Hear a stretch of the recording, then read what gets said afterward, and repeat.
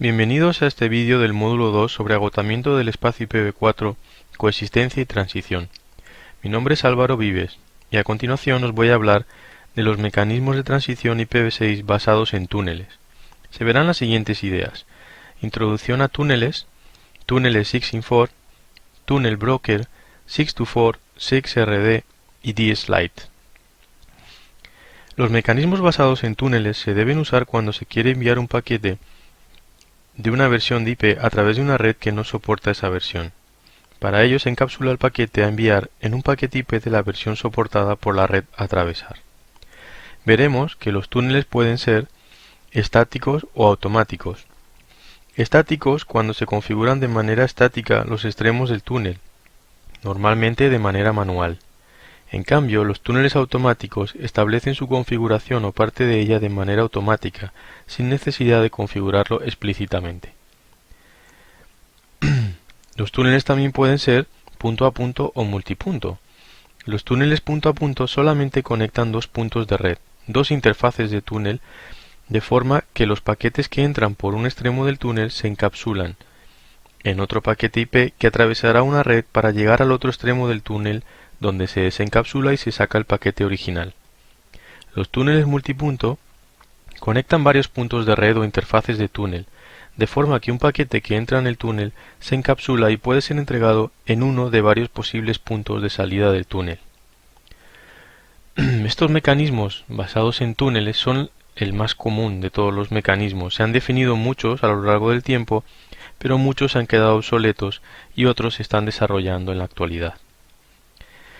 Se puede encapsular IPv6 directamente en IPv4, o se puede utilizar una cabecera GRE, o utilizar UDP para encapsular IPv6 dentro de IPv4, lo que normalmente se utiliza para atravesar NATs, o incluso encapsular IPv4 dentro de IPv6.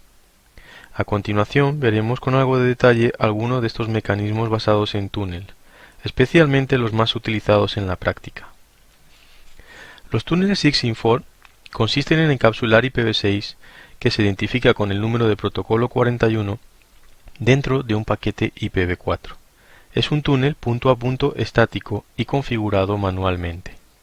Se puede encapsular IPv6 directamente sobre IPv4 o se puede utilizar una cabecera GRE para ello. Como se ve en la figura, para atravesar una red solo IPv4 se puede configurar un extremo del túnel en un router y el otro extremo en otro router que está conectado a la Internet IPv6, por lo que podrá ofrecer servicio de conectividad IPv6 a través del túnel a toda la red conectada al router que establece el túnel. También se puede configurar el túnel desde un host, que de esta manera obtiene conectividad de forma individual. El túnel broker no es más que un agente que pretende automatizar la creación de túneles 6in4, ofreciéndolos como servicio.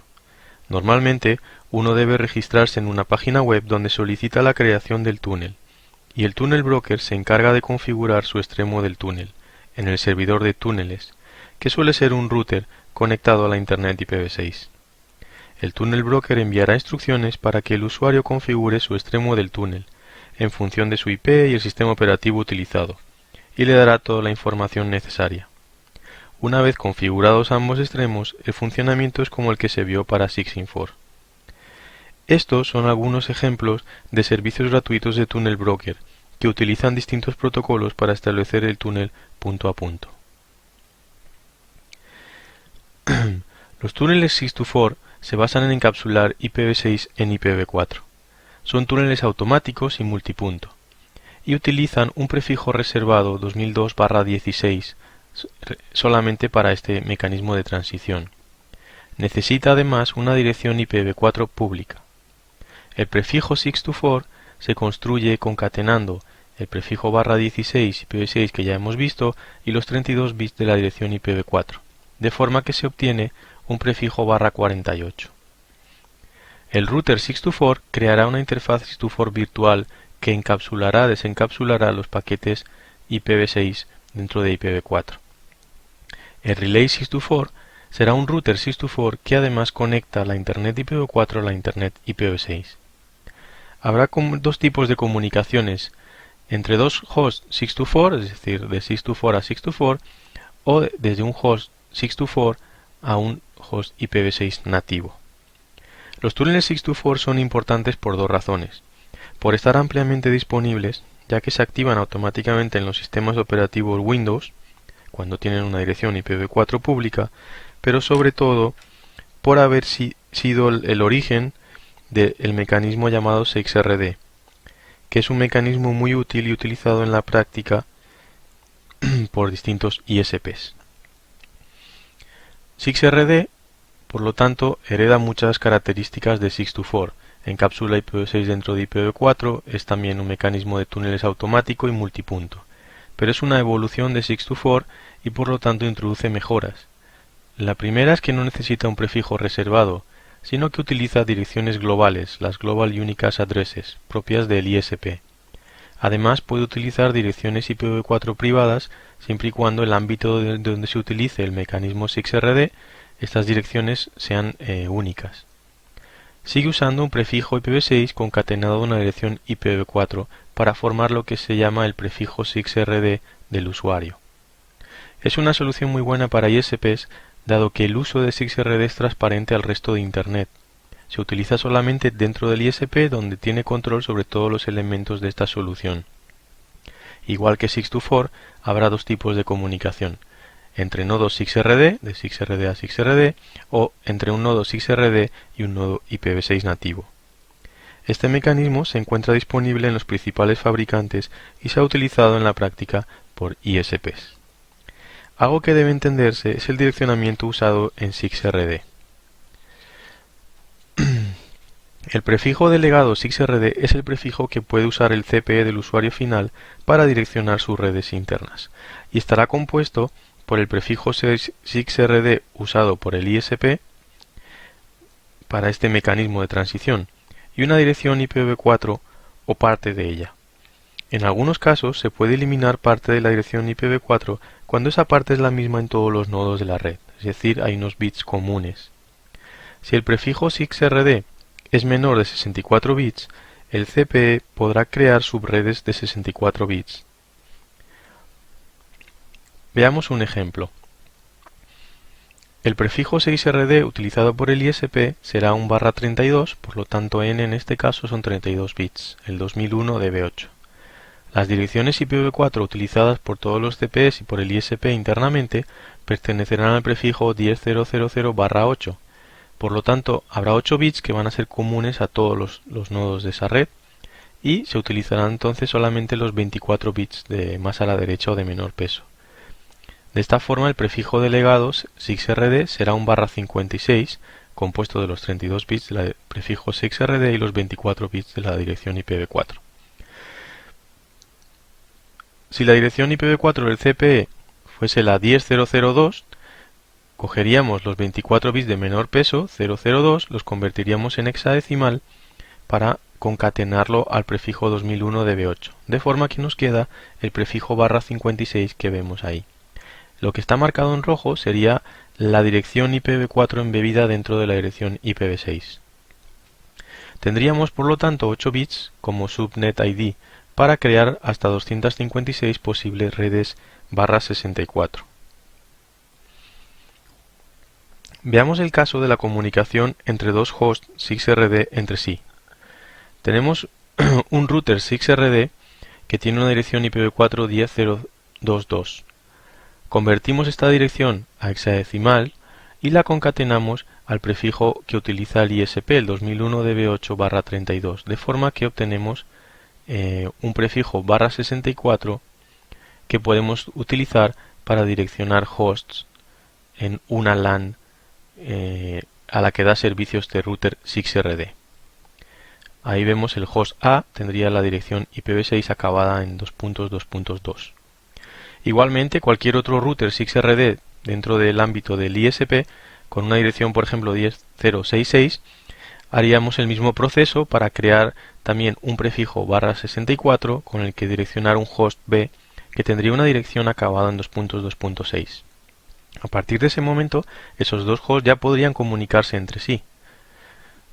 ¿Cómo ocurriría esto? Los paquetes nativos IPv6 viajarían en la LAN hasta el router 6RD, que lo encapsularía en IPv4 y lo mandaría hacia el otro router 6RD, que lo desencapsula y lo envía nativo IPv6 hacia el host B. Las direcciones utilizadas serán IPv6 origen, la dirección del host A, y la dirección destino, la del host B. El truco aquí, por eso está marcado en rojo, es que el router 6RD, cuando ve la dirección destino, sabe que está utilizando el prefijo utilizado para 6RD y por lo tanto puede buscar la dirección IPv4 embebida del router destino, que sería la 10.066. De forma que cuando encapsula utiliza para IPv4 dirección origen su propia dirección IP y como dirección destino la 10.066 que ha encontrado embebida en la dirección IPv6 destino, de forma que llega al router correcto. En el caso de querer comunicar dos hosts, uno A, que sería un host 6RD, y un host B, que es un host global en la Internet global con una dirección global, necesitamos un elemento llamado el relay 6RD, que conecta ambos mundos. El relay va a anunciar hacia la red interna una dirección en ICAS conocida, que se va a utilizar por defecto para enviar el tráfico 6RD. Y hacia la Internet IPv6 anunciará el prefijo utilizado dentro del ISP para el servicio 6RD. De forma que el host A enviará los paquetes IPv6 a través del router 6RD, que los encapsula y los envía sobre IPv4 a través de la infraestructura, que es solo IPv4, hasta el relay, que lo desencapsula y lo envía ya por IPv6 nativo hacia el host B. Aquí de nuevo el tráfico IPv6 irá nativo hasta llegar al router 6RD, donde se encapsula en un paquete IPv4.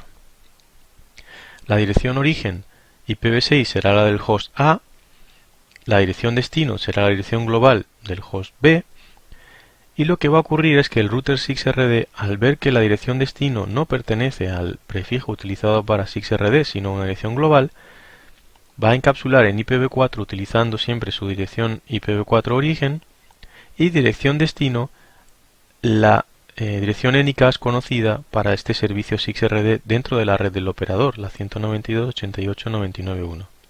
Es decir, siempre que haya un paquete destinado a una dirección que no sea del prefijo 6RD, se envía esa dirección de forma que va a acabar llegando a uno de los relays que pueda implementar el ISP. Cuando llegue al relay lo desencapsula y lo envía por IPv6 nativo. Otro mecanismo basado en túnel es el llamado DSLite. Es ya un mecanismo de transición avanzado porque se basa en tener la red principal solo con IPv6 nativo y encapsula IPv4 dentro de IPv6 para ofrecer conectividad IPv4.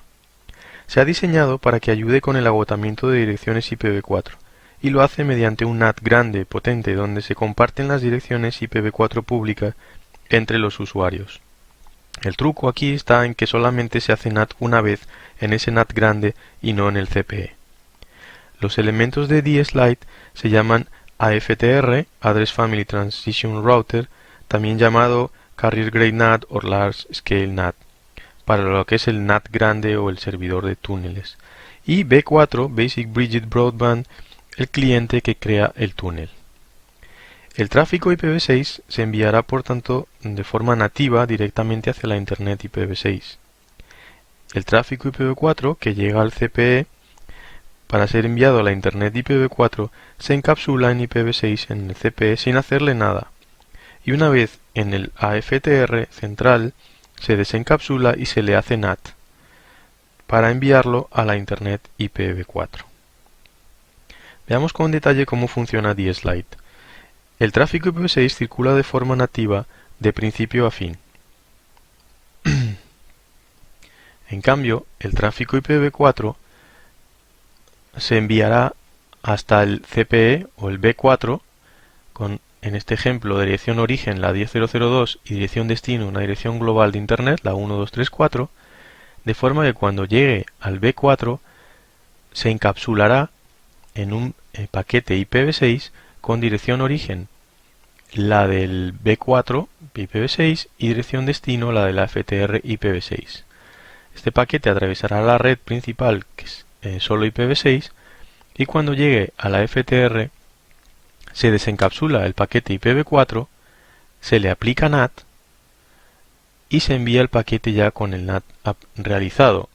Lo que se va a hacer es cambiar la dirección origen IPv4 a una dirección pública que tiene la FTR, una o de un pool de direcciones públicas que tenga. En nuestro ejemplo, pues se utilizará, por ejemplo, la 1111 como dirección origen y dirección destino la 1234 inicial del paquete, de forma que pueda venir una respuesta y llegar a la FTR que deshará el NAT. Gracias por la atención, hemos visto mecanismos basados en túneles y en el siguiente vídeo hablaremos de mecanismos que utilizan traducción.